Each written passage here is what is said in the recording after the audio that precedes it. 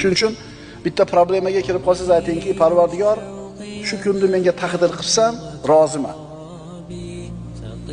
Ishimni o'zingga topshirdim. O'zimni senga topshirdim. Rahmatingga ishondim. Seni hikmatingga ishondim. Adolatingga ishondim. Qalbimdagi niyatlarimni ham bilib turishingga ishonaman. Shunday qilib Allohga o'zingni topshirasan. Taslim bo'lish. Mana biz tafvizni gaplashdik. Tafviz nima? Allohga topshirish hamma yo'li. Endi taslim. Sabablarni hammasini zo'r qilib bajarding. Allohga topshirding. Endi natijani kutish kerak. Endi nima bo'lar ekan? Natijadan avval qilinadigan ish sabablar, keyin tafviz. Natija ma'lum bo'lgandan keyingi amalchi. Endi